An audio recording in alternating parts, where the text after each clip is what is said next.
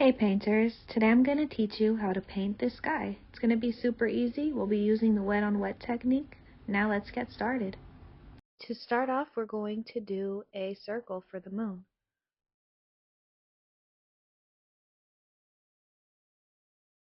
And I'm doing that just with a small brush and some titanium white. My circle ends up getting bigger and bigger as I even out the lines, but the important thing is that it looks semi-perfect like this at the end. Once you got your circle in, you're just going to use the same brush to tap in a gray. It's just black and titanium white mixed together. When you look at the moon, there's usually a lot more white near the bottom left of the moon. And then there's also a lot of circles where the craters are. So I end up kind of trying to make some circles out of the gray that I tapped in and applying darker wherever I feel needs a little more dark. It's really just about layering and layering and creating texture.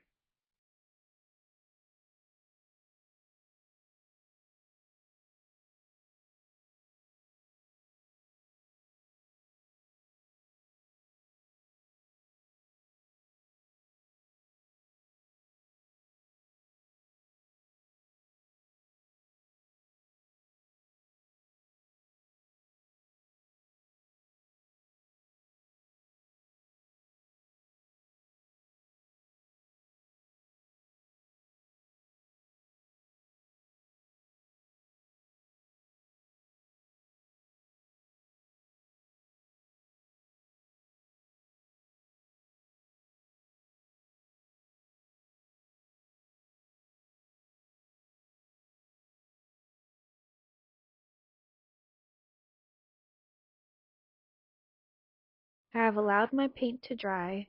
It took a couple days, and now I'm going to cover it with some scotch tape that I've cut into little circular uh, design so that it'll fit right over my moon. And then I'm adjusting because I'm just eyeballing it. Once I've did that, I'm going to use my blues and a little bit of yellow. I'm using phthalo blue and cobalt blue, and then I also mixed those two together because I want to do a little gradient. The most important thing here is to apply this liquid clear, and that is going to make all these background colors blend super easy. I'm going to start with the yellow that I've mixed with a little titanium white to put around the moon, and this is going to make it have an illuminating effect. Next, I'm going to go into some straight yellow, just because it's a little darker.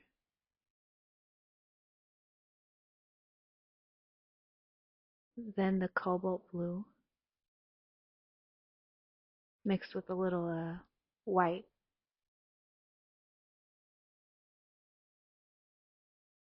And you'll see as I go towards the end of the canvas, it just gets darker and more phthalo blues being mixed.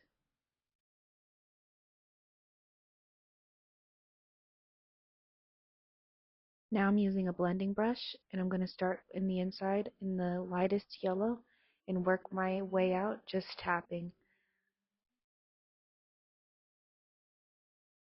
You always want to work outwards and never inwards because you don't want the dark color to get mixed with the yellow. Now we're going to create the clouds, and here I'm just using a stiff brush. This is an old blending brush that just got stiff, so you could also use a 1-inch brush and just tap in random places. Don't even think about it. And after you tap in, you're going to get back into your soft blending brush and pull the paint.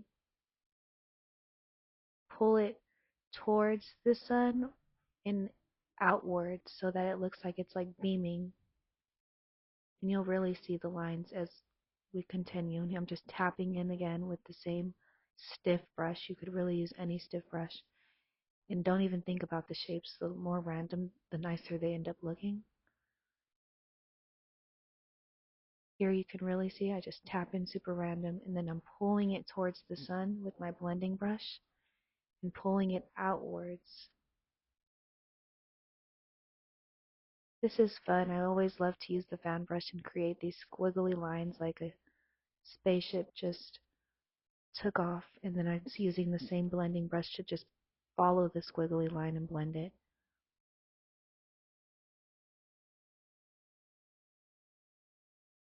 Pull forward, pull away.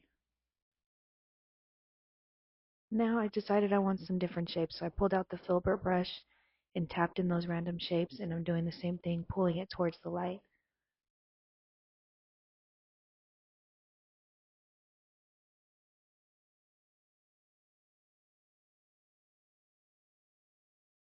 And now you can kind of see it coming together.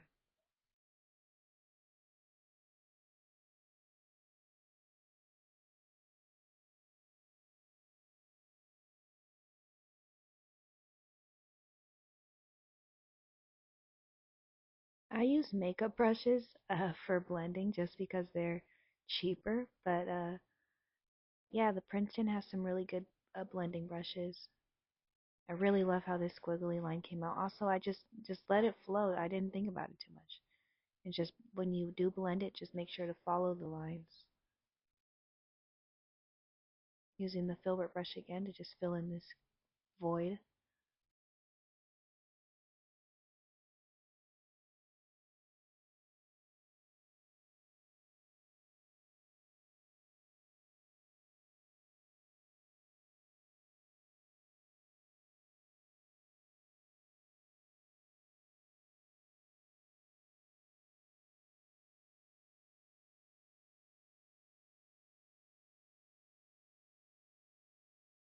So I'm using that.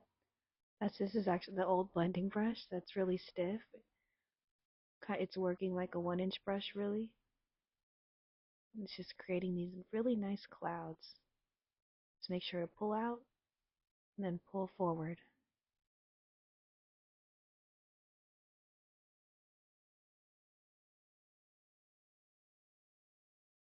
Back into the filbert brush.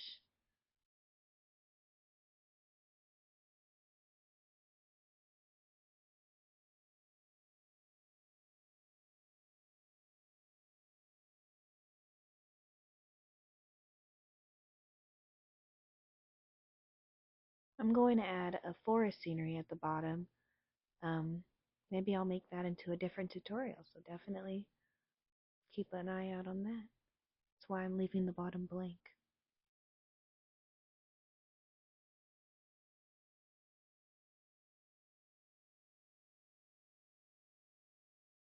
Decided in one more little line.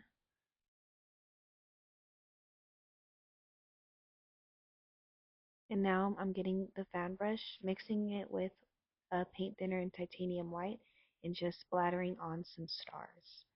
Definitely want to use a glove for this one. These stars really give the sky some dimension. It's a mess. Now get your liner brush and just tap in a circle. And in the middle of the circle, put another dot, and that's going to be a bright star or planet in the distance. Decided to add another one right here.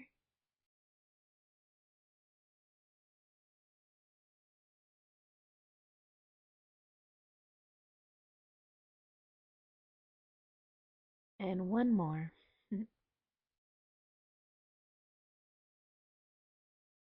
Because the third one's a charm, right?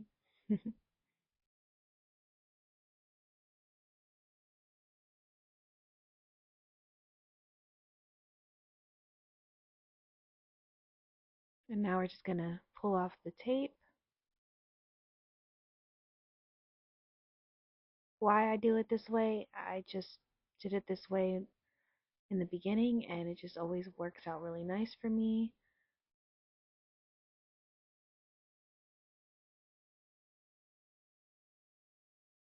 Now we're just going to fill in the gaps of where paint didn't get to. But you could already see how the moon and the yellow really make this illuminating effect. Sometimes you just got to use your finger. Just wipe off some of the paint that got onto the moon.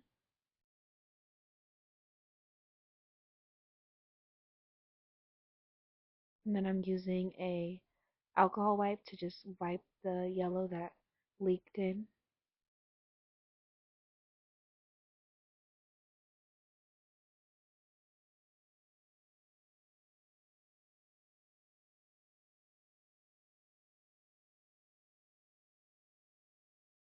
Alright, and we're wrapping up. I hope you guys had a good time painting this one. I'm sure yours guys came out even better than this. And I'll see you next time.